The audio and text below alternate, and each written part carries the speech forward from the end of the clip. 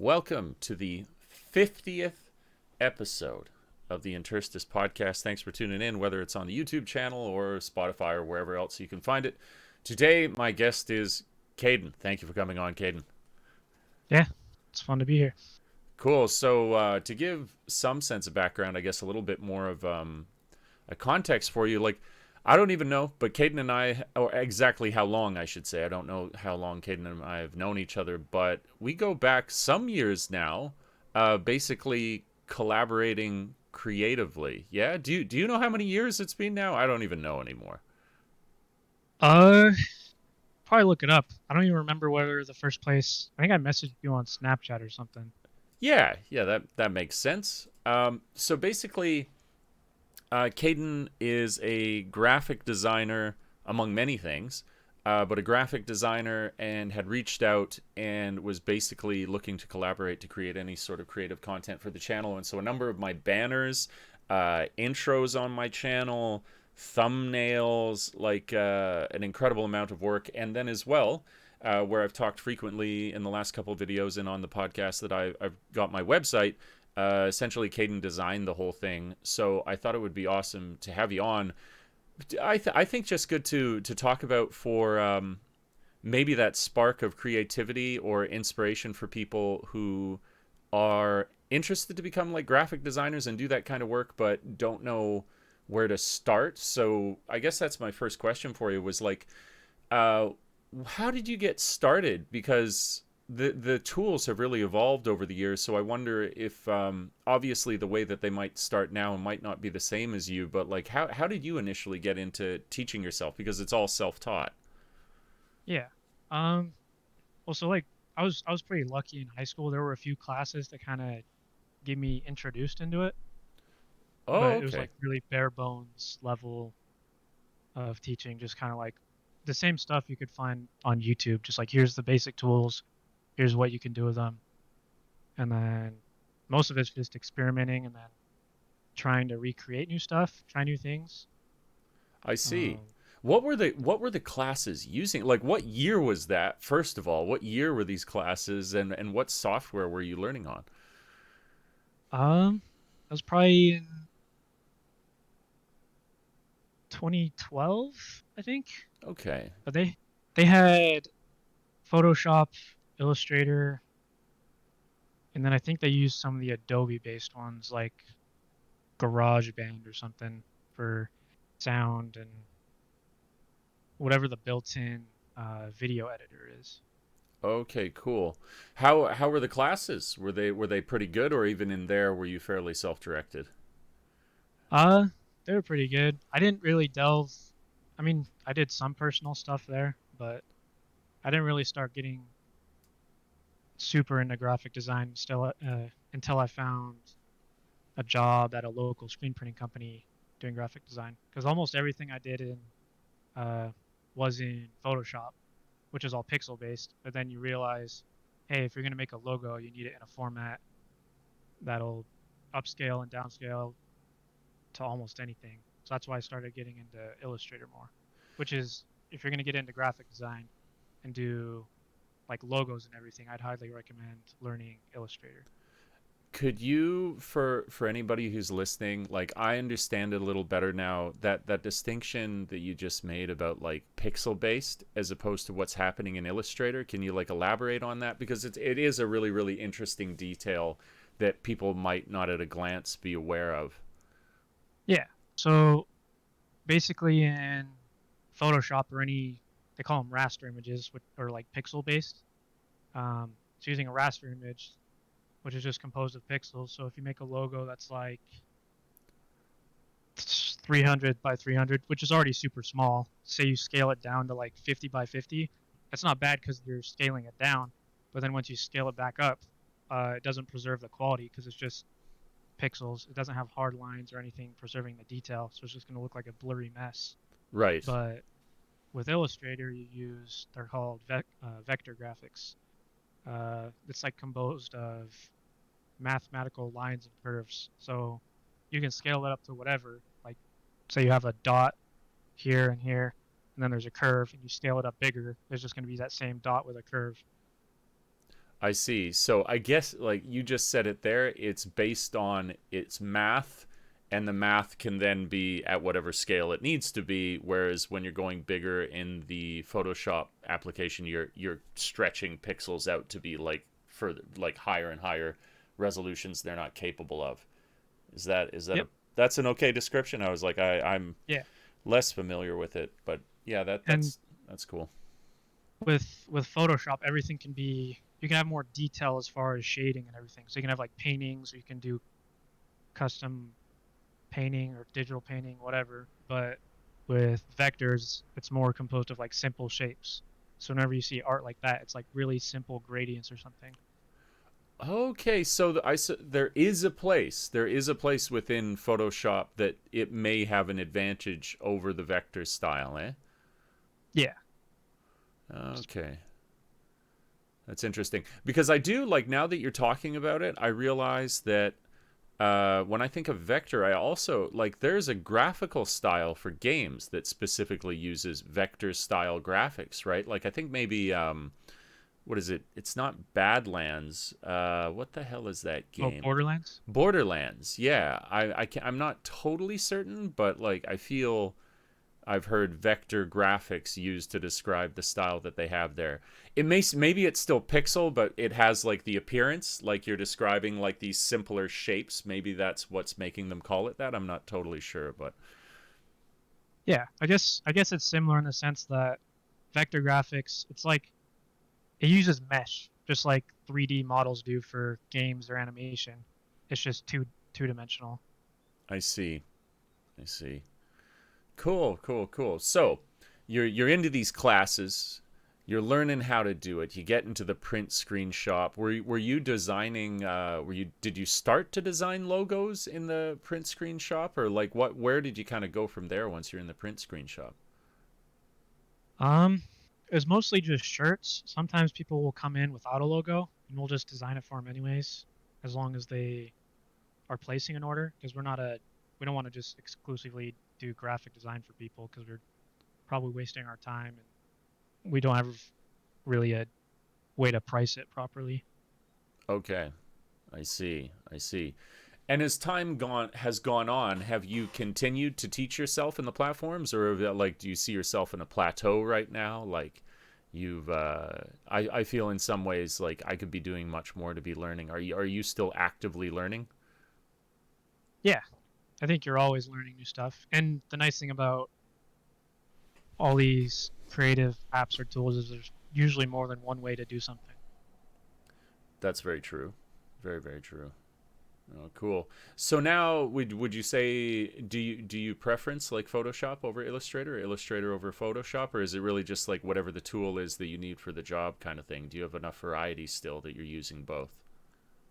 I'll usually use, I like Illustrator just because whatever you design in there, it's preserved. You can keep going back to it, and editing where you left off. But in Photoshop, even though you have kind of layers and some control over each layer, um, if you place something in there and then you flatten it out or you're done working with it, you kind of can't go back to it as much as you can in Illustrator. Okay, cool. So a little more versatility, a little less what do they call it? Like destructive editing. Like it's all Yeah, just you can go back and forth and yeah, yeah, yes. yeah. So I'll usually use like Illustrator to create a logo, and then most of the other assets, as long as they have to be exported as a raster-based image, then I'll usually take it from Illustrator, paste it into Photoshop because you can scale it to whatever size you want, and it'll look just fine. Yeah. Like you could take like a tiny, it has a quote unquote size, but like you take like a little inch by an inch or 300 pixel by 300 pixel vector logo, and then paste it into Photoshop and scale it up to like the size of a billboard. So Oh, Photoshop is nice for exporting the final product. okay. Roger, I see. That's cool. Do you now with the sort of learning that you do you I'm always curious like are there any particular channels that you found on YouTube that are good to learn from? Um,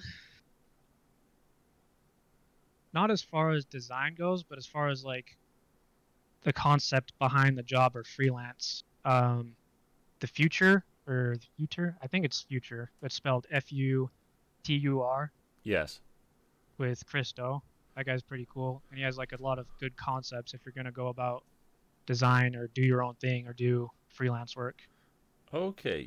I may have um actually seen him come up before. I wonder if it's yeah, yeah, yeah. That makes sense. That's cool. Yeah, we have seen the same person. He's just it's so prolific. Like I always see his videos, and he does really seem to. I don't know. He knows his shit. Like when he's talking, I'm like, oh, this guy sounds like an experienced kind of person. Oh, that's cool. That's very very cool. All Yeah, and his right on. company Blind, I don't know if he still works with it or if he sold it, but they've worked with like a lot of big companies, say like E3, Oh wow. Bungie, all kinds of stuff. Cool. So I'm so this is something. It's funny. I don't think I've ever even asked you before this detail because whenever we work together, it's always like it's very. I wouldn't say commercial, but it kind of is because it's like it's a lot of logos, it's banners. Um, do you do like straight up artwork? Is that something in your kind of creative vocabulary or?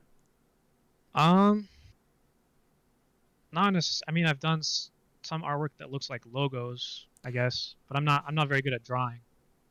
Okay. It's so interesting, right? Because I mean, I think somebody could argue, like I might even argue that like of course everything you do is art because yeah, the logos, they're all art, like all of the images that we've done for on the website for like Sushi Neko and the Shiba, it's all art, but it's Yeah. like it's with the goal of that these can end up on a particular piece of merchandise or advertising some storefront or something.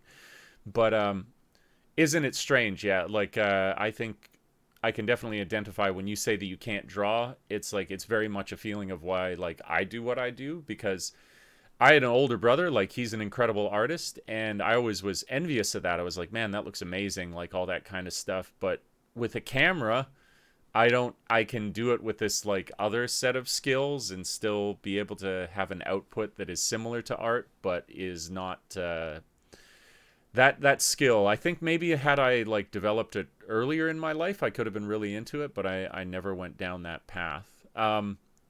You have a website, right, Caden? It has all of your like a lot of your work on it and stuff, right? Yeah. Um, is it better? Actually, were you gonna look it up or?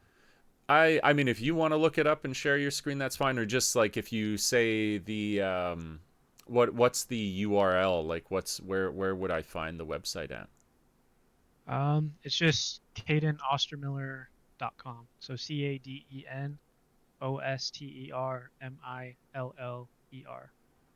.com. Okay, cool. Yeah. Yeah, that's I'll put it in the link to the YouTube video so people can check it out. And you'll probably notice there is a parallel between Caden's site and my site because I asked Caden to design my site similar to his because it looks good. But yeah, you people can see kind of the logos and the art and stuff that you're working on there. What are like obviously I know you've worked with me. What are some of the other creative projects you've had that you've been able to like work with other creatives or anybody really? Um, Honestly, I haven't worked with a ton of people, but one of them I have worked with is 1911 Apparel. Okay, sounds familiar. I No. did quite a bit of stuff with them. The original guy that I was working with, he's pretty cool. He's not with them anymore, so I don't work with them anymore. But Okay. Okay. What do you see like it's this doesn't even have to have an answer, but if you could see yourself achieving exactly what you want to in the next I don't know, 2 years, 3 years, 5 years, like what would be an ideal work situation for you? Like what would be those kind of circumstances? What would you be making? What would it be for? Like what would be ideal for you? um, I guess I haven't been pursuing graphic design stuff as much as I was because I want to kind of go more towards I'm thinking more about like military stuff. But as far as graphic design, I'd probably be just working with some bigger companies in Japan Hmm. after I learn the language, of course. And then just being able to travel freely to and from home and there. I think that'd be awesome. Very cool. Well, and I can say as well, I mean, it's awesome to have the language, obviously, you'd need it. But I mean, I think for some of that stuff, you could get in the door with your work and be passable. Like, there's a lot of international companies too that are in Japan, right? So you'd be able to work with them, no problem. But let's go down that path that you mentioned with the military, because there's nothing that means somebody has to stick to one specific thing. Like, what are you thinking with the military? How much further would you take that? Um, I'd try and go special forces eventually. It's a lot of work, but Yeah, yeah. I'd want to do that eventually. Because right now I'm in the 19th SF, which is a National Guard unit in Utah. There's two units in the United States. There's 19th and the 20th, which is in 20th is in Alabama, I believe. Okay. So I got in there. I get to be around those guys.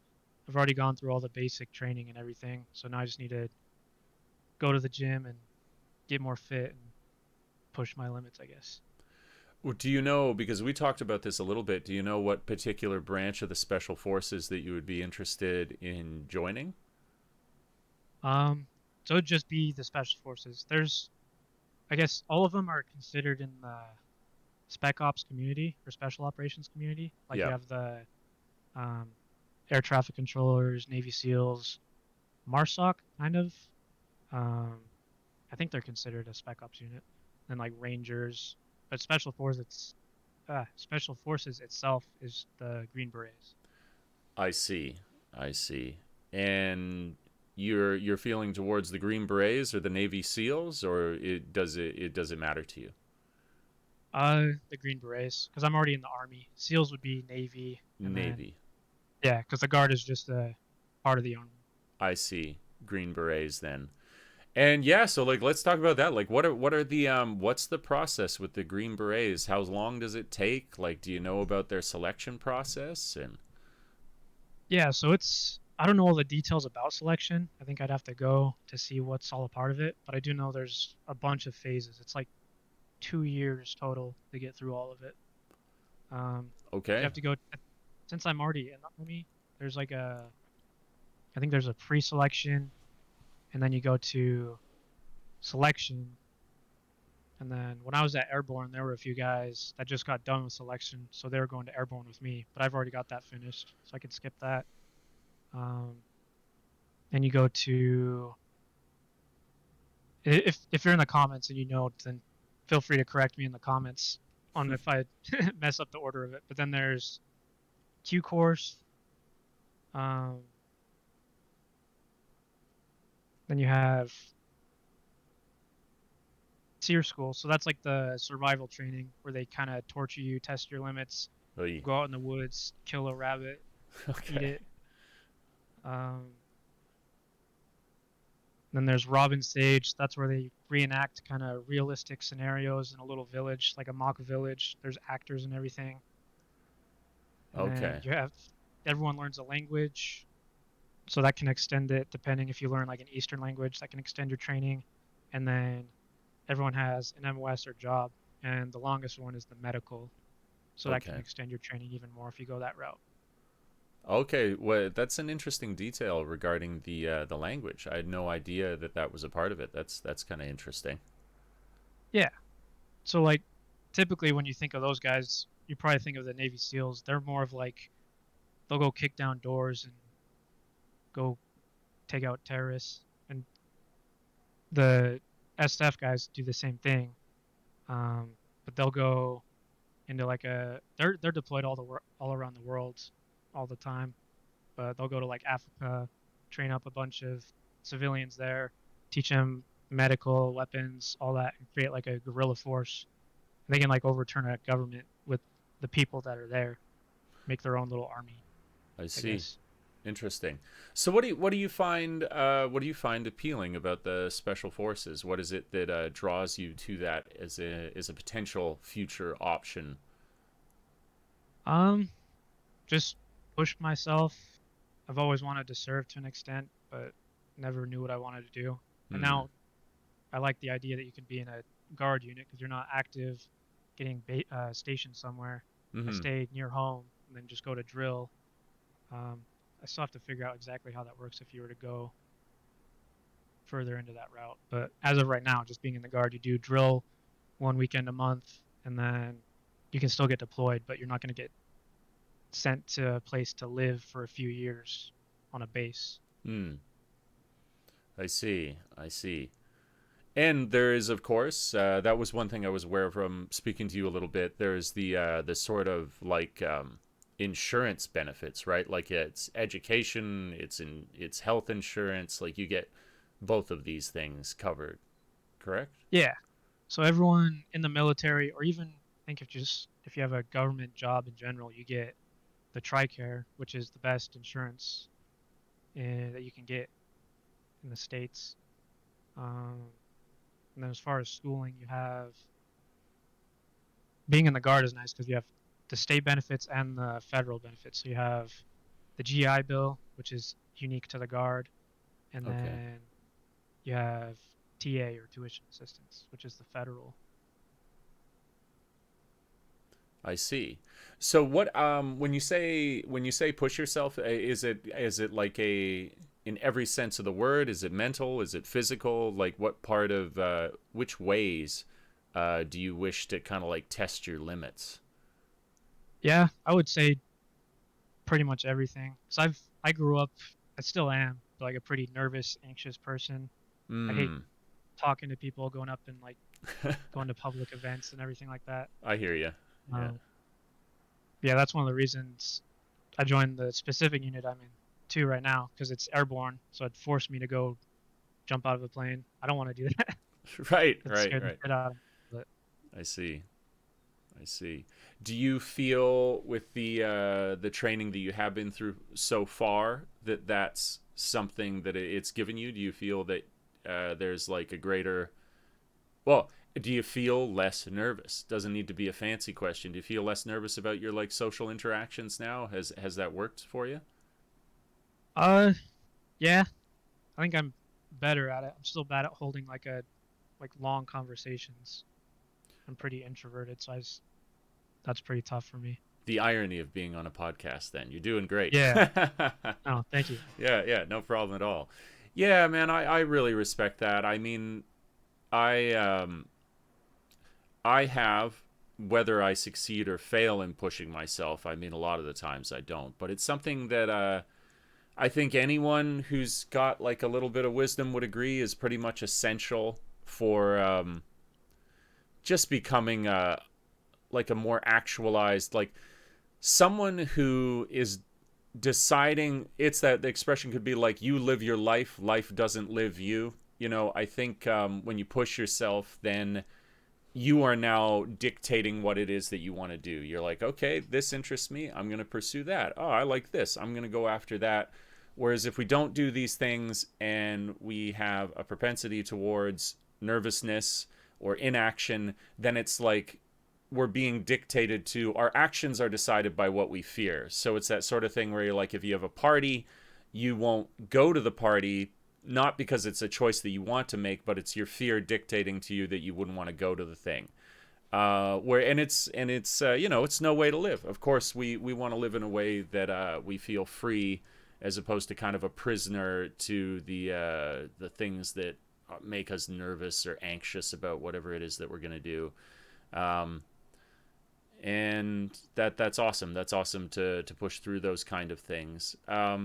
I think I asked you before, but like maybe what's an example? Let's go with a positive route of this. Like, what were some like positive human examples of who you came across in your training? Like when you were assessing their character, like what sort of background were they from? Were they introverted? Were they extroverted? Were they a person who seemed to have naturally come to their confidence, or is this something that you felt that they'd gained? Like, yeah, who's somebody you sort of admired or respected in the process of your training? Um, I have to think.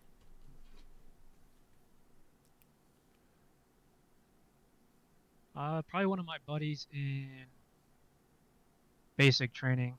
So there's a lot of people just coming out of high school that join up, and a lot of them are pretty immature. And he was just always trying to get into fights and everything. And like, dude, you're gonna do this, and they're gonna make you stay here longer. They're gonna keep, they call it recycling, where they just keep making you restart certain parts of the course. Okay. Um, if you mess up, or if you get injured or something, then you physically can't do it, so you have to sit there and wait. So there's like a common saying, the easiest way out is to finish.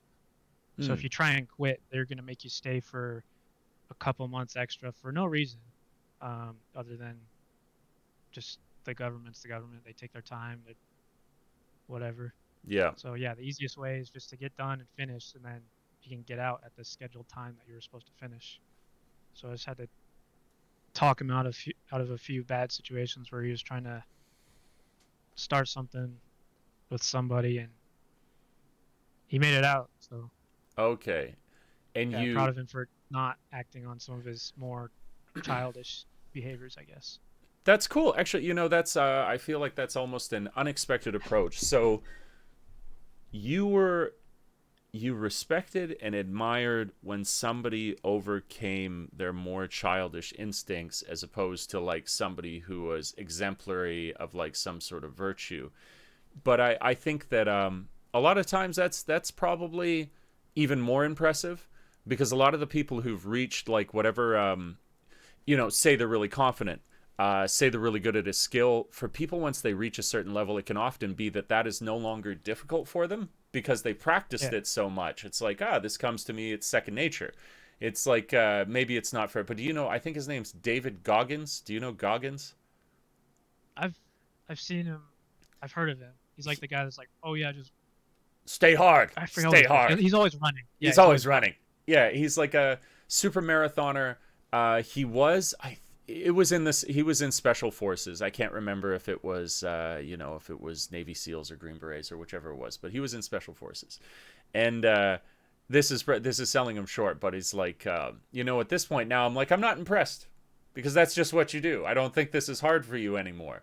It's just like you run 3,000 miles a day and you've done it so often now and you have this dialogue in your head that you're not overcoming anything. You've just totally reprogrammed your brain. So I want to see someone who is tired, lazy, and never done a successful thing in their life.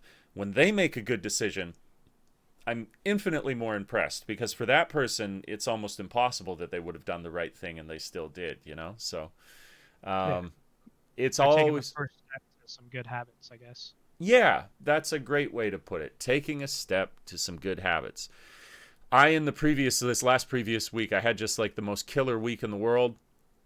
And then this week, it's gone like where I was cooking at home every day. I was so productive. It's returned to I've just been eating ramen and ice cream and sleeping in too much. And it's ever the battle. It's ever the battle to try to discipline, man.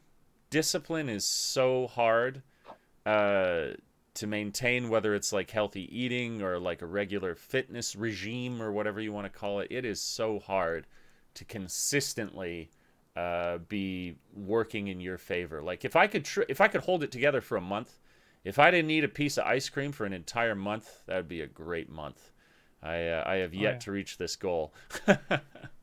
There's a question for you. What was the food like in basic training? It's like in between school cafeteria food and like hospital food. Okay. So like I feel like hospital food is a little better. Okay. Like they put in more effort, but it's like in between. It's not great. Well, all right, fair enough, fair enough. They're toughening you up. Maybe that's something. Um, to be happy with less is a virtue, so maybe that's very very useful. For like we've talked about it a little bit, but for people who are listening, like how long was the basic training for you? How long did you go for? So it's 10 weeks, like 2.5 months. 2.5 months. Okay, okay. which feels like simultaneously short and long, because I'd imagine, well, we talked about it. You said like what time did you get up every single day? So basic was actually pretty nice. I think we got up at 5 or 6 roughly every day.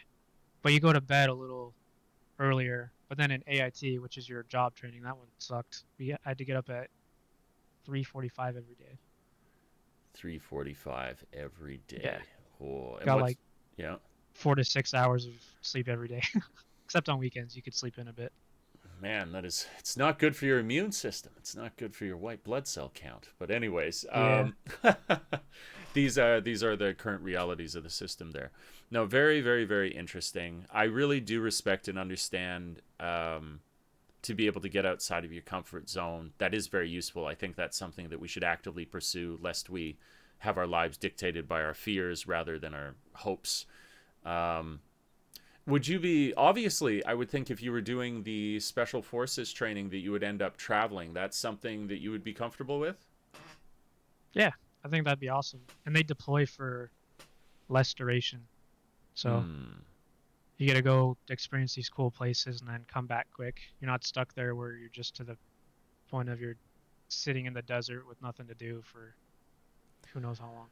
Yeah, yeah, I can see how that would be an important part of it. I would, that's actually, I haven't talked to really that many people in the military who are positioned in places like that, but that might even be one of the hardest parts of it, the waiting, where you're just like, you're just there. You're just in the desert. Maybe you're going on patrols. Maybe you're working on the camp or whatever. But you'd imagine you would kind of, you might run out of things to do, and then boredom is it's one hell of an experience. Had you have you talked to anybody who's been like actively deployed, like people who have been out there in that kind of situation? I haven't really talked to anyone about it. Hmm. Um, I know a few people who have been out there. I mean, almost all the instructors, the drill sergeants, and then my dad's buddy. Hmm. Uh, Here he's in the same unit but a different company. He just got back from Kuwait. I see. I see. But you say you didn't really talk to them about it. You just know the people, but no talking Yeah, about their experiences. yeah. Okay. I I probably see. should though. It'd be useful. It would give you, I'm sure it Yeah, would like give you an objective, like, okay, these are the realities. And if you're talking to a good person, they wouldn't sugarcoat it, but they'd probably give you like, but this is valuable about it. They'd give you like a real honest, objective sense of what it would be like to go on and do that. But in the meantime, you need to hang around and build the empire here at Garden Lab. You got to help us do that. We can't have you going off to Special Forces too quickly. Basically, sounds good. you got to get over to Japan first for a little bit. I've got to tempt you over to Japan, see what it's like here, and then try and encourage further collaboration with us here. I think that would be best. That's my humble Yeah, opinion. Yeah.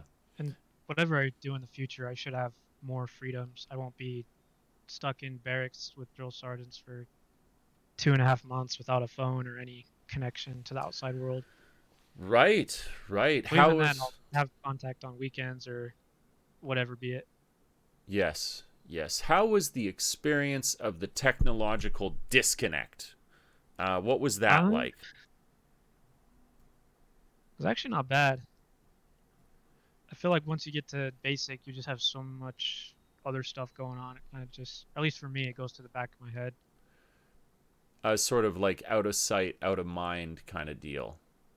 Yeah, and growing up, my parents were divorced, so I was used to spending time away, I guess. So I wasn't super upset about it, I guess.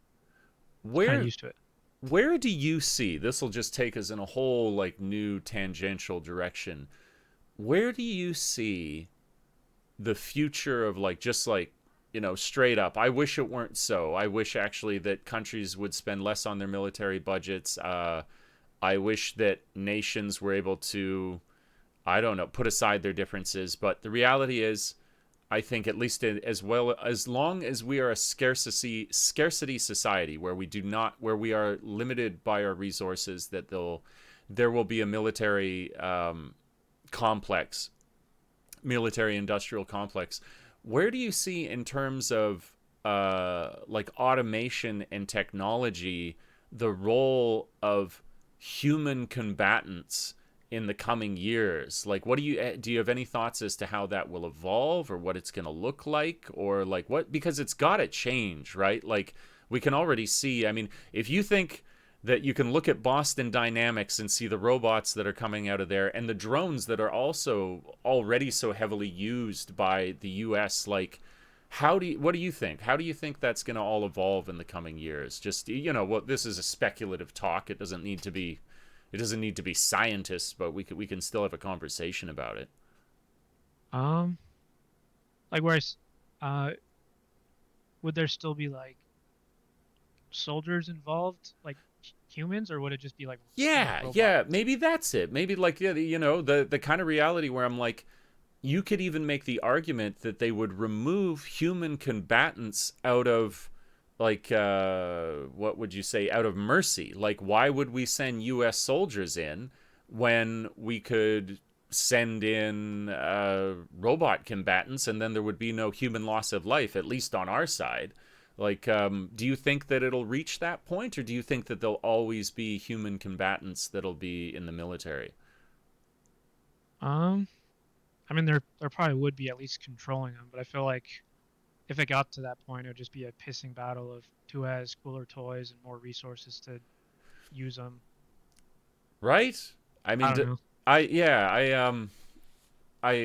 I wonder about that a lot. I didn't play the what is it, Call of Duty games, but I know that they definitely had one where it was more leaning into, yeah, what they saw is like, basically like you would have Terminators, that they're like the T-100s start to get involved in the wars, and it makes sense to me, right? Because why would you use a human life if you can use something that never gets tired, has no, like, that won't get PTSD if it has to do something, if it has to kill someone, um, and the rate at which technology is developing, I would think that it's actually not so distant. I would say in the next, by 2035, I mean, just think of where drone technology will be in those 10 years. It's what we need, I think, is a little bit of we need Yeah. cold fusion. We need cold fusion, and to move past scarcity so nations don't need to fight each other so much, because that's why we have militaries, right? Is because people are fighting over resources. Or I guess you might say that they're fighting over, well, a sort of like cultural domination, because they're like, we don't believe that resources are the problem. We believe that there shouldn't be other types of cultures other than ours. Um, but what do you think? What do you think the military looks like in 10 years from now? Just for fun, just as a thought. I don't know is a fair answer as well. You don't have to break your mind to think about it, but if you have any thoughts, I'd be curious. Um, like the U.S. military, or Yeah, what sure. do you Let's think? say the US military. What do you think for the US military? I don't know. I think they're getting kind of soft, Mm, just letting politics get involved too much. So I hope they stop doing that, because you see all these other countries and they don't care mm. about all that. They put out commercials about like, oh, be a soldier, be the person you want to be, or something like that. But I don't know.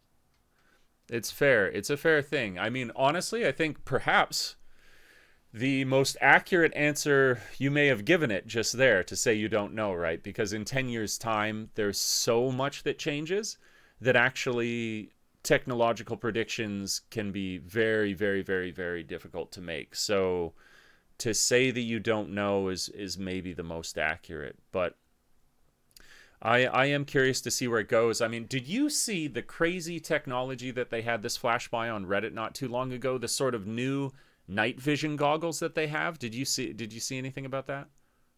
Uh-uh. So it's as opposed to like the current night vision goggles that we have, it's like that green layer that goes over everything and things look kind of like over bright, just your like standard night vision goggles, right? Yeah.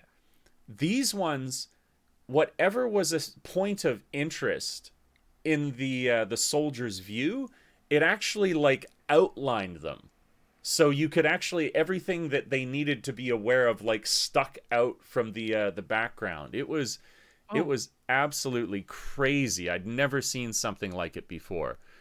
I Um, think I did see that. It was like red or orange or something, wasn't it? yeah, yeah, yeah, It yeah. looked like the night vision from Halo ODST kind of, Okay. where it's just like the lines. Yes, yes, exactly. Um, and I'm just kind of a technology nerd, so that stuff. I mean, that's like obviously that's in a military context that they were using that, but I was like, I'm sure there's a million different contexts for that sort of like night vision technology that it could get used. I don't know, and thinking about like, well, the jets, right? I think there'll definitely come a day where it will be crazy to human society to consider that humans were at one point inside jet fighters, because what they'll eventually go on to do, and it makes sense, is that they're limited when you have somebody in a jet by the forces that the human body can stand. I mean, I'm sure you've seen some of those videos of like the G-force training that they do. Yeah. Like, and just, their face just like, "Arr!" They like get aged like 50 years. But then if there is no human pilot, then there's no need for any sort of G restrictions. That thing can move in any direction at any G force, and aside from like tearing apart the craft itself, it can do whatever it wants. I think that there's really cool potential for. This is a conversation I was having with my buddies the other day. Neuralink, right? Um, is that just like it detects? Is that Elon Musk's That's right. That's thing, right. where it just Correct. detects your brain signals? That's right. The current state of it, sort of like the tech model that they have, is that it's able to detect brain signals. Um, but what they could do, kind of the aspirational qualities of it, are that they could, if somebody had a spinal injury, for example, the problem that you have is that you've broken the nerve connection that allows your brain to communicate with that portion of your spine. That's why you like go numb from that point downward, right? That Yeah. they could use Neuralink and then connect it to a shunt in your spine that it can communicate again with that portion of your body that's lost communication with your brain, and so you'd be able to walk again. So it could restore in paraplegics, quadriplegics, the use of their body. But then the advanced applications of this are absolutely wild, like sci-fi crazy stuff, where I think that people control drones now with a joystick, like a classic kind of like command stick. I think it'll get to a point prior to AIs that you could control drones with your mind. Like you would basically be able to, like, you would be in the thing, you have the vision of it, but it's just like the embodiment of your thought going into the thing.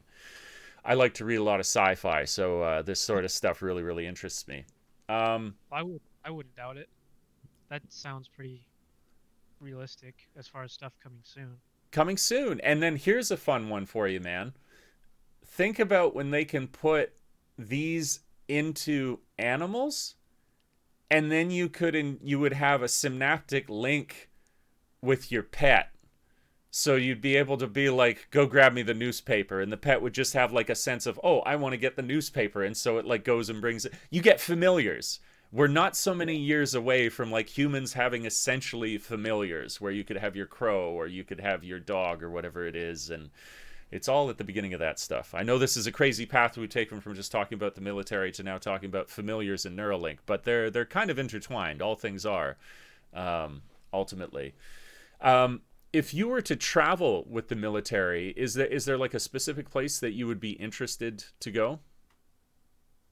Um, I'm not sure because you wouldn't really be going to like the big tourist or city areas No, necessarily. No, and not they at would just all. choose where you go. So I'm not sure. Okay. I, Just s- somewhere different, I guess. I suppose the sense for you then really is the challenge of it, eh? It's that you would be out there doing basically you want to do what makes you uncomfortable. Yeah. Yes and no. I don't want to, but I want to force myself there so I can grow, I guess. That's cool. Do you feel like is this a sort of is it an innate part of your personality, the nervousness, or is it something that you felt like grew in you over the years when you were younger? Or is it just it's been there and now you want to deal with it? Uh, I think it's just always been there. Hmm. Can you Yeah. can you describe because I mean I all of us like this is the most shared human experience in the world. Like anxiety in one form or another is something that I think gets to all of us. I get a lot of anxiety too. And I'm curious, like, what is the experience of that nervousness like for you? Is it really just a manifestation of like a dislike, or do you experience it in a more complex way? Like, how exactly do you experience that sort of that nervousness in crowds or like speaking to people? What is it like for you? Um, I guess it's. Have you ever heard of like derealization or depersonalization? No, no, I haven't. Please tell me. What is that exactly? It's kind of like I'm not trying to like self-diagnose myself. I might not even have anxiety. I know Hmm. that's pretty common for people to kind of self-diagnose themselves with stuff. Yeah, But sure. like, I guess if I do have it, I guess it's kind of feeling like your brain is just going through a loop and going over its own thoughts and being like super. I guess it's like being super self-aware to the point where it's like uncomfortable. You always feel like you're gonna mess up and say something weird, do something weird. I see. I see. So it's sort of like the voice that is supposed to make you conscientious, like considerate in a way, where you're like, oh, I'm aware of this, and I know that I should act like this, and I want to make sure that I show up in this way, or I'm following social etiquette in this way. But it's like a voice that becomes like out of alignment, that it becomes so strong that now it's like creating like fear and terror and concern where it should just be something simply done. Is that a fair assessment, or am I hitting anywhere near it, or would you elaborate on it more? Yeah, I think that's pretty close. And it's just like everyone, I guess everyone feels uncomfortable to an extent. It's just on how you present yourself. Hmm. Totally. I So if you mean, present yourself like in a confident hmm. manner, then everyone else will kind of get that feeling and you might not seem anxious at all. Yes, yes, I could see that. Um, it's funny you say that because it's just a few friends that I've spoken to recently where that conscientiousness is something that in them has it's gotten too strong. It's basically like to a point, it's an actually really admirable voice to have in your head because it makes you aware of your surroundings. Where I think a lot of people could do with a lot more of that. Where it's like, man, did you not, the Japanese expression to like read the air? Like people who just seem so blindly ignorant of what should be socially self-evident, like don't you know that you shouldn't behave that way, or that you just like really insulted this person, or you really you should have been aware that you just walked into somebody's house and like you knocked something over and you didn't realize it. So people who behave in a way, it's sort of like the expression like ignorance is bliss. There's a Yeah. lot of people who seem to operate in that realm of ignorance and are happier for it. And then you meet these people who aren't, where they're actually considerate. They're like, oh, I can see that they've cleaned their house like this, so I should be very aware when I use this or this or this to clean up. But then where that person is great to be around for you, where you're like, I like hanging out with that person because they're just super chill and they know that I like my house clean and they're always very respectful when they're a guest. But then that person goes home terrified that they went and did something wrong while they were visiting you because they're on this like hyper vigilant mode while they're hanging out. They can never give themselves a break because they're always afraid that, or trying to, they're scanning for what it is that they need to do and not screw up. Um, it's definitely, I think, one of like, it's an example of, it's one of the best examples of, we're conscious. We're literally conscious creatures, I think, in large part due to that voice. But it's one of the most common problems of being a self-aware creature that you can run into when you become self-aware to such an extreme that now it's an over-awareness. It's like it's aware of things that aren't even there anymore. You know, you're like, that class of like, this person hates me because I did this, this, and this. But that person's like, I didn't have any of those thoughts. I thought you were a really chill person. Like, stop worrying so much. You know, it's yeah, it's it's tough being human. There's a lot of extra baggage you get as soon as you have this voice in your head that is able to look back on yesterday. You know. Yeah. Do you I know what you mean. Do you find, I'm curious about this because this is definitely something that I find for it. Do you find with physical activity, like when you work out and stuff, do you find that that voice is quieted? Um, I would say so. I feel like dudes don't care as much about their appearance. Like they could go to the gym, still be super out of shape, and you just like flex in the gym, like. Sure. Well, for me, it's like, But it's more the less to do with the physical appearance. It's the chemicals. It's that when I, for speaking for myself personally, when I work out, I'm so tired at the end of it, and so many endorphins have been released that I'm like, I just don't care. Like, life is fine. I'm super super happy. You know, that's what I yeah. mean by that. Um, is there anything? So I use like physical training as an example of a way to access that like release from anxiety. Is there anything that you do in your life that you find kind of gives you respite, like a, you know, a moment's peace from that anxiety, or like lessens it for you? Um, I would probably say working out too, because Hmm. you get that quick sense of accomplishment. You did something, Mm-hmm. even if it was something simple, Mm. and it makes you feel good all around.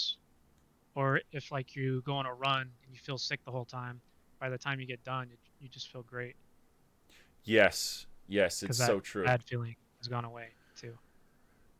Yeah, it's a really really really, to me I feel like it's the most obvious. Just working out. If anybody told me they're like, "Oh, I'm anxious, I have anxiety," I'd be like, "You should just go to the gym. Just like get in there, it'll clear your head out. You're gonna feel so much better afterwards." Do you find conversely, like, what is something when you talk about your anxiety, like, what's the most difficulty you have? Like, what's the situation that where you're like, this is really uncomfortable? Like, I of all the things I could do, where do you find the most discomfort? Probably just like if you go to a house party or something, you don't know anyone there. There's just a ton of people you don't know because Mm, you have no intention of really interacting with anyone, mm. and it's just kind of uncomfortable. There's like Uh, nowhere to put your hands. You're like, hold on, do I put them in my pockets? What do I do? okay, man, that's so funny. That's why often, I mean, I swear, like the beer is essential because the beer, it gives your hands something to do. You know, one hand in your pocket if you want, and then you're holding a beer. The beer looks very natural. That's always my thing at a party. If I like, I swear half the drinking is done at a party, so people don't have to stand around as you described, where they're like, I don't even know where Yeah, my hand should go. So I'll just hold a beer, and that looks like I've got a you know, a mission objective here. That's funny. Yeah. yeah. That's one of the weird things about the military. Like, you'll be talking to an NCO or an officer, someone higher up than you, Mm-hmm. and you might just be having a normal conversation with them, which is kind of rare. But say the conversation kind of dies out and it's kind of awkward. Like you can't really excuse yourself because they're higher up. You're not just gonna be like, "Oh, I'm gonna go now," so it just gets kind of awkward.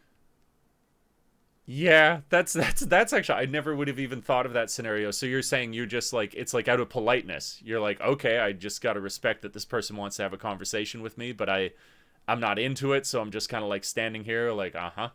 Uh-huh. Yeah, That's especially in funny. like basic training, or that would never happen in basic because they're just on your ass. But like in AIT, some of the drill sergeants were a bit more chill, or the instructors would talk to you, and whenever you talk to them, you're still in a training environment, so you have to be at like parade rests with your arms behind your back if it's an NCO, or attention, standing at attention. So it's just kind of weird because you That have to is. stand in like an uncomfortable position while talking to someone. That's man, that is a fascinating observation. I never like it would be one thing if you were just in that conversation and you didn't want to be anyways, let alone you're having to do it in this military stance which already makes you uncomfortable and now you're more uncomfortable. That's yeah, that's interesting. The closest thing I had recently where it felt like kind of this classic example was I was at basically we had a friend who had a party recently and I was at a bar and I'm basically okay with that stuff now. I'm just like I'll just say hi to somebody like but some guy said hi to me and I appreciated it, right? I know how scary that is for somebody to be like, "Hey, I'm so and so. Like, how's your night going? What are you doing here?" So I just respected that. Where I was like, "Oh, I appreciate that. That took balls just to come up and say hi." Um, but then after about like 10 minutes, where this was the thing where I was like, he never asked me a single question. He just kind of like would talk, and then if I asked him something, he would keep going. So I was like, dude, if you're not going to ask me anything, this isn't even a conversation. I'm just listening to your life story. And it got to a point where I was just kind of like, oh god, like I've been trapped. Now I'm just like listening to this guy's life story, and I mean I respect anyone's life story, but I was like I can't deny myself either that I was like I'd rather be over there eating the the chips and salsa that are out on the table. But it Yeah. it didn't go on for long, and bless his heart, he was a really nice guy, and like a lot of what he had to say was interesting, but it still struck me where I was like, oh man, I can't wait to get out of here. This is not really doing it for me. But okay, that's interesting stuff. Have you ever in recent memory kind of surprised yourself with that nervousness where it was like a point where you saw yourself getting past it where you're like, "Oh, this isn't so bad. Maybe I've created that new mental pathway for myself where I needn't be so concerned or anxious about these kind of interactions." Um, I guess I'd still probably feel uncomfortable in like a group situation if someone told me just like, all right, can you speak on this? Like, okay. I'm bad at coming up with like quick quip responses, I guess. Mm. Um, but when I was in basic, um, I was quiet the whole time. The drill sergeants barely knew my name. I slid through unnoticed. But then by the time I got to AIT, I was trying to do the same thing, and the drill sergeants over my platoon were like, "All right, this guy's quiet. We're gonna put him in a leadership position."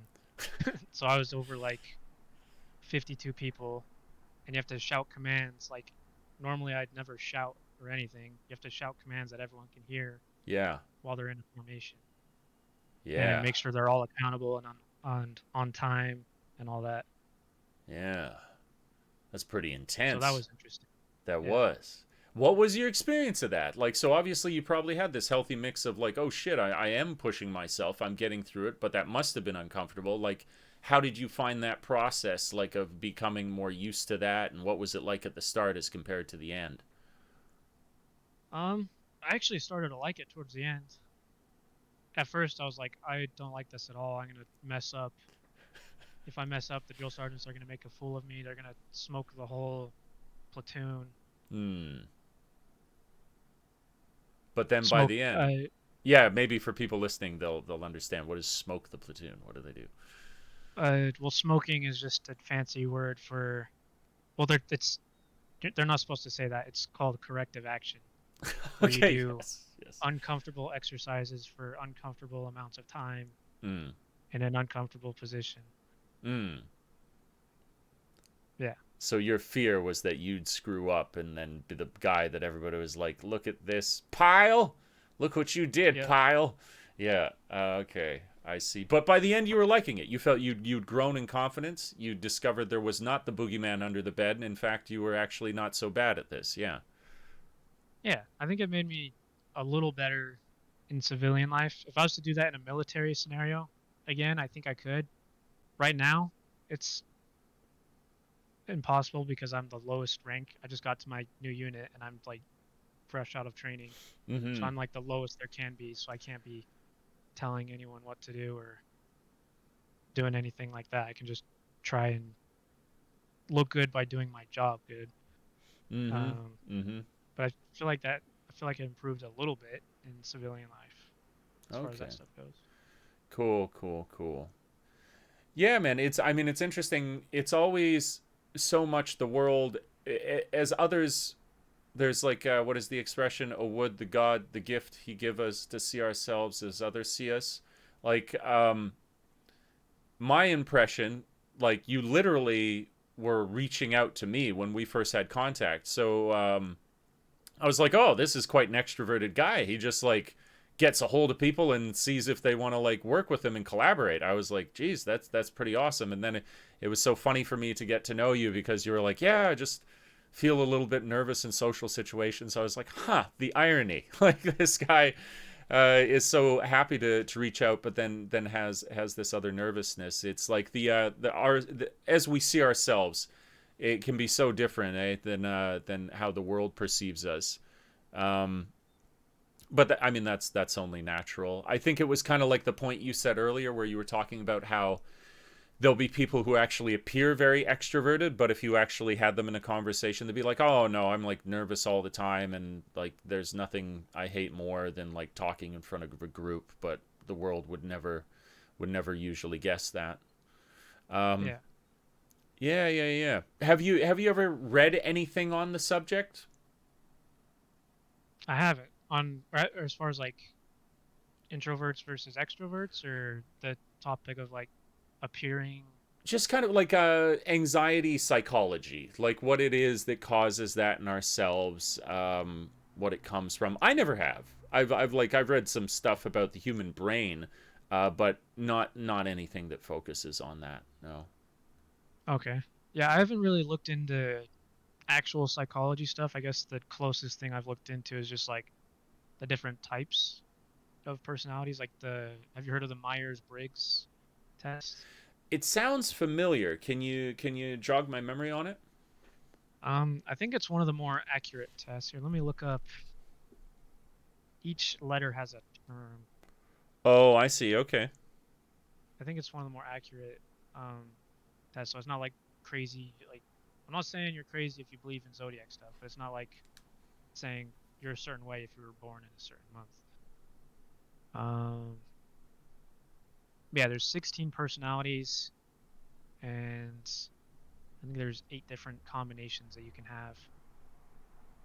And your personality is made up of like 4 different letters, each one meaning a different thing.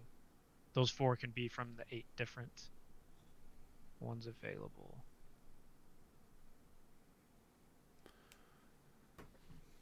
Okay, here. Oh, this is hard to read. So yeah, it can either be made up of there's extroversion, introversion, sensing, intuition, thinking, feeling, judging, and perceiving. So it just kind of says what the majority of your personality is based on those terms. Okay. Interesting. A sort of breakdown of those core elements, and then dividing your personality is the way that it like favors each one of those. Is that the idea? Like the way that your personality is distributed across those? Yeah. Okay. Very, very, very interesting stuff. Very, very, very interesting. I really wonder, there's a field where it'll be interesting to see where it goes as we continue to understand the human brain more. Like what will psychology evolve into? You get some really, really intense questions there when you start to understand, like, I mean, when I read one book. There's this, I believe he's an American author. His name's Daniel Dennett, and he's like one of these big, heavyweights when it comes to the topic of consciousness. And most of what they found, like, and these guys, whenever they write these books, it's basically that they still don't know, but they can talk around the subject. But one of the Yeah. things that struck me was that basically, how to put this, like, It's actually kind of simple. It's the idea that you are actually the amount of what we perceive as free will is much, much, much less than people realize. Like there is so much of our day-to-day behavior that really does come down to preemptive chemical reaction, and then we behave according to. We are almost like automated by these chemical reactions. To this is like ultimate sort of like minimizing the greater conversation and complexity of it. But then what I found so kind of like ironic is that if it all amounts to that we don't have free will, that we are acting out as according to sort of a preset system, but that there is so convincing an illusion that we are acting in free will. Like, as far as I can tell, I'm doing everything because I want to. Then what's the difference? You know, Do you like, think do you think it could be just like self-inflicted bad habits to where you're just putting yourself in a box like, oh, every day I go to work, I come home, and I just sit on my phone for the rest of the night, and then you get kind of stuck in that loop? I think that there's a lot to be said for that. Like, there's basically like our own behaviors shaping us further. Like the example that they gave in the book was really, really cool. It's simple how something that can come from us can then reflect back and change us. So the example that he gave was if you took a stick and you drew an image in the sand, you made that thing, but now that that thing's outside of you, it can now change you. So that Like a thing, okay, you, like a you feedback, like a feedback loop. like a Exactly. like a changing feedback loop. Exactly. Something different is introduced every time it loops around, and it slowly changes.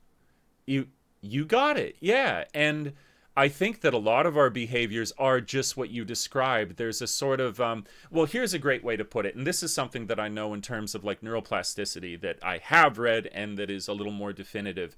Another example that they gave was that you could think of the way in which your behavior forms like a mountain. So you got a mountain, it's got all this fresh snow on it.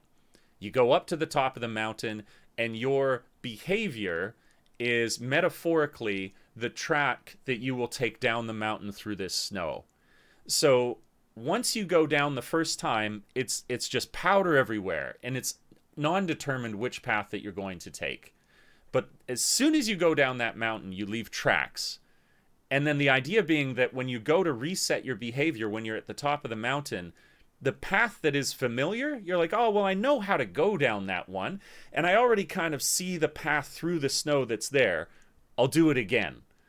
And so we have that greater likelihood. That's habit forming. That's essentially what habits are. There are strengthened pathways, neural synaptic pathways that the more that we take them, the more likely we are to take them again. And so it becomes a heavier job to lift yourself out of that repeated pattern to do something else. So if you are the sort of person who has told themselves a self-dialogue of, I'm lazy, I just eat chips every day, I never go to the gym. Of course, as you repeat that behavior, it becomes more and more ingrained, and then to resist it can become more and more challenging. It's not that you ever don't have the option, but it can feel that way to you because the grooves are so deep in the snow and that pathway is so familiar that you don't want to take any other alternative route. But you're sort of a case example of you felt nervous. It's probably encouraged you to a type of behaviors that you don't like, but you went and joined the military. You went and became a leader in the military, and as opposed to running from that position, you made yourself stay there. So obviously, the human mind has great potential in directing itself out of these habits, but they're very, very strong. Yeah, I would agree. Yeah. And Um, it's like muscle memory, just going down the same. Once you go down that same path over and over, it's just a learned skill, yep. Yep. whatever you're learning. Nope. My one right now is it's like sleep. I'm just like, I'm a person, I know the value of sleep, and I'm like, and probably that's how I've been sucked into this, where I'm like, yeah, but you're sleeping too much. Where I was like, it's good and you need to reset, and it's great because I go to the gym, you got to recover. It's like nutrition, sleep, and what is it? Nutrition, what it was. So food, sleep, and exercise. Those three things, and they need to be like all firing, and they need to be good. But at this point, I'm like, just go to bed sooner and get up earlier. I don't like how long I'm in bed right now because I'm a bit of a night owl, but not so much that I should sleep in as much as I do. If I had to call myself out on a weakness right now, I definitely sleep in too much. How many hours do you on average get of sleep each night? What do you do? Currently, Yeah. probably like 8 to 10. Oh yeah, that's where I'm at right now. Eight Which to is, ten. yeah, I'm not happy about it. Yeah, me too, man. Me too. I No. function better on 6 hours of sleep anyways. So Hmm. whenever I sleep in late, I'm just groggy like all day. Okay. I see. So Yeah. I probably need to get close to that 6 to 8 again. So I'm not wasting part of my day just for no reason. Yeah. I think I'm a 7. And then as I accumulate fatigue and repair necessary over the week as I go to the gym, I'd say like I start with like a 7 once I'm fully recovered, and then probably actually towards the end of it, if I got 8 or 9, that is good because my body is literally repairing itself for longer. But yeah, Yeah. closer to 7 for sure. For sure, I could do better with that.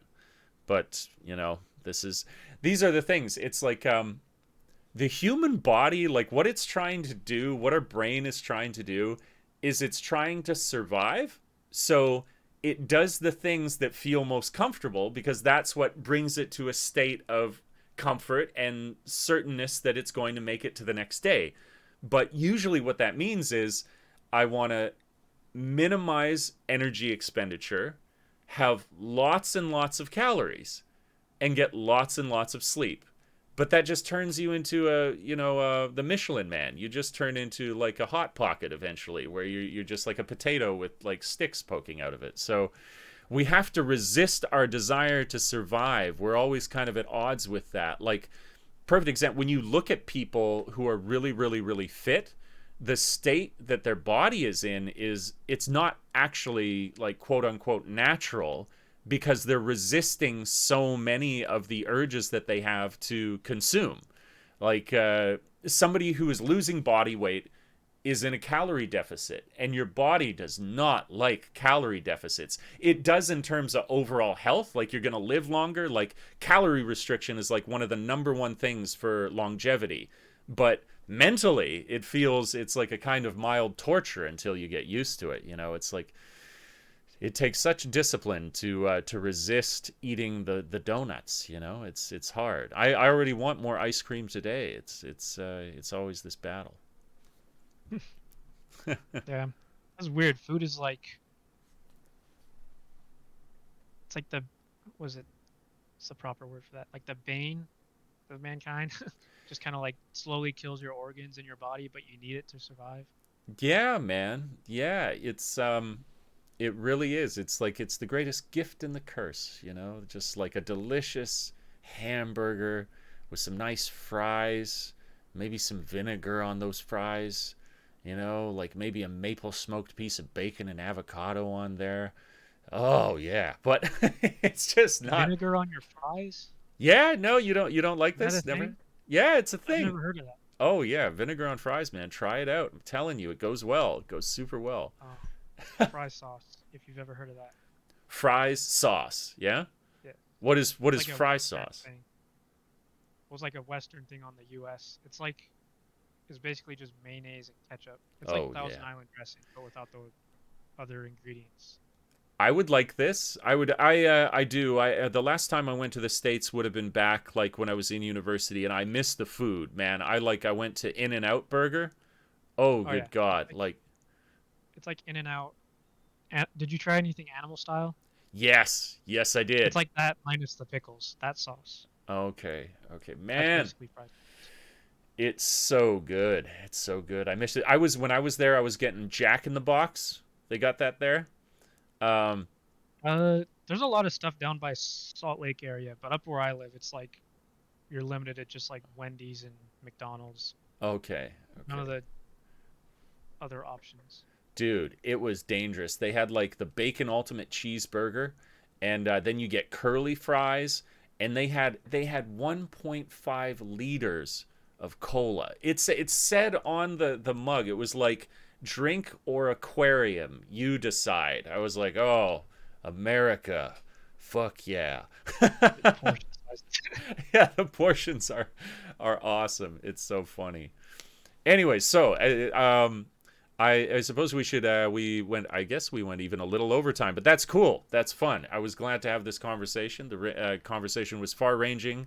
I really appreciate you coming on, Caden. We'll have to do it again. Maybe I'm thinking as we progress is just to have you on again as a sort of like work recap at some point, because in a couple months we're going to have a whole bunch of new stuff to discuss because we'll be making so many updates. But for now, thank you so much. Please do check out Caden's website. I'll put that down in the description on the YouTube channel so you can check it out. I should be able to put it into the description for the other places that this will go up live. But this is fun. I appreciate your time, Caden. Thank you. Awesome. Thanks for having me. Cheers. And yeah, guys, this was the 50th episode. We made it halfway, and I think it's cool. Caden's being with me a whole long way along this creative process, so great to have him here at the half centennial or whatever it is. But thank you for listening. Please do consider supporting me on Patreon. Check out my website, davetrippinjapan.com, for blogs. That was also helped set up by Caden. And we will catch you guys in the next episode. Bye for now. Peace. Farewell.